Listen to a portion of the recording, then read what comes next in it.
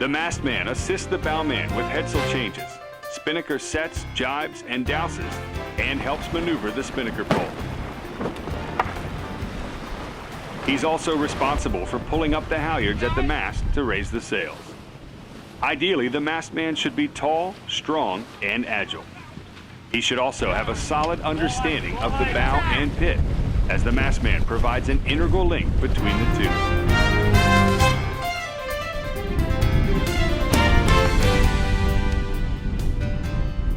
Before the race, make sure you're familiar with the location of each halyard and control line at the mast. You should also know where each one is led in the pit, so that you and the pit person can work in unison. It's a good idea to put marks on the halyards and topping lift where they exit the mast once they're fully hoisted. Finally, help the bowman run the spinnaker gear and connect the headsail. Once the jib is raised, always run the zipper back to the end of the bag and reconnect it so it's ready if needed.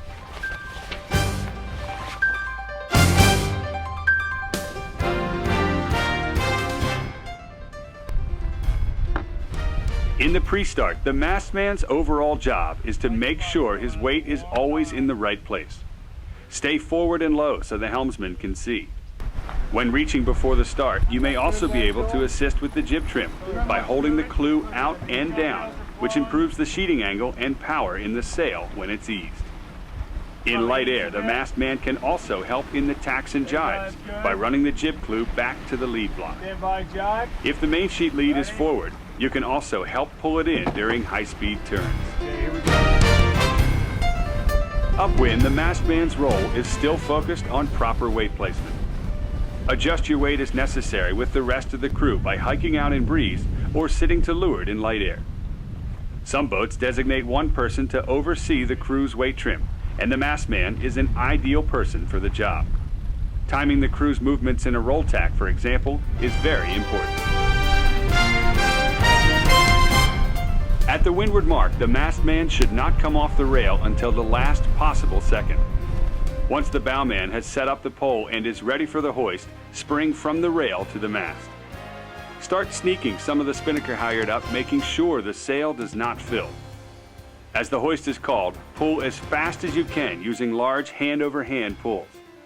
When the boat bears away, the halyard may become easier to pull momentarily.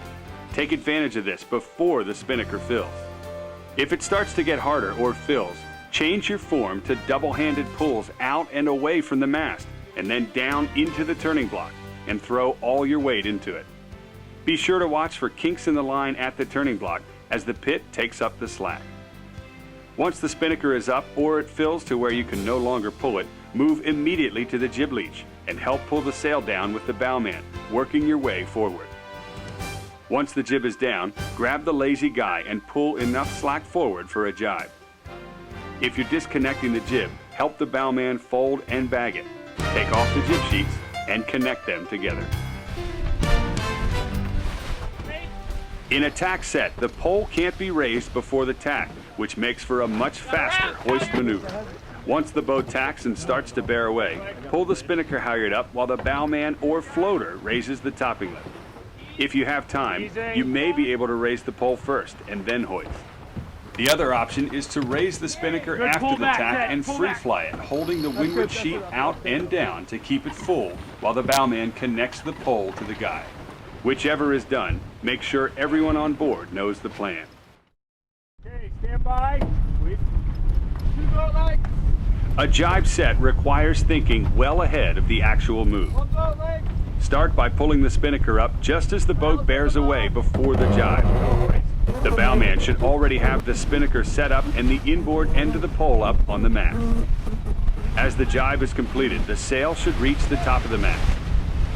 The bowman, or floater if you have the extra hand, should get the topping lift up with the pit. If not, you can do that too after the spinnaker is up. Then go right into dropping the jib and set up for the next jibe.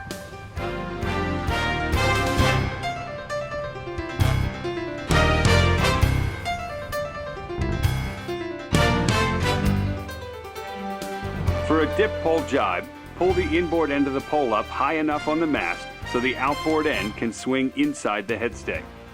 This position should already be marked on the mast. When the trip is called, release the guy out of the end of the pole with the trip line and use it to swing the pole to the bowman. Once he's made the new guy in the end of the pole, pull the topping lift back up with the pitman, lower the inboard end back to normal, and get ready for the next jibe. Okay, jibing.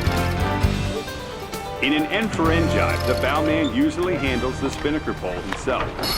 The mast man may also assist by handing off the new guy for the bowman through the jibe, so he can connect it faster. Or, working as a team, the bowman can trip out the guy while the mast man makes the new one. In heavy air, the bowman will definitely need more help. Be ready to assist with the new guy and connecting the pole back on the mast. For a standard windward drop, help the bowman set the jib up on the starboard side. You'll need to connect the jib sheets to the jib so the sail can be tacked without fouling on the pole or the topping lift. There are 3 methods. First, the port jib sheet can be run up over the pole in front of the topping lift, so when the pole is lowered, the sail can tack. Or if the bowman is disconnecting the topping lift from the pole after it is lowered, you can simply run the sheet up and over the pole with the mast. Finally, on boats that disconnect the pole from the mast altogether, simply connect the sheets to the jib on deck. Then when you lower the pole, make sure you put it under the lazy jib sheet so it's clear. When it's time, hoist the jib at the mast and then lower the pole with the bowman, double checking that the jib sheets are clear. At the drop, help the bowman pull down the spinnaker. Once he gathers the foot, pull the bulk of the sail down to him while he stuffs it in the hatch. When 2/3 of the sail is down, check that the bowman has control of the rest, and then go to the rail as the boat heads upwind, while still keeping an eye on the bowman in case he runs into any trouble.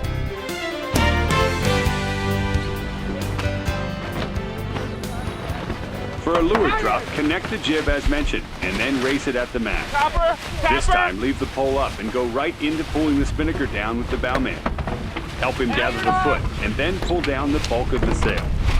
For bigger boats on tight reaches, the bowman may release the guy shackle at the end of the pole. Then you can simply pull the spinnaker in from the foot or lazy guy.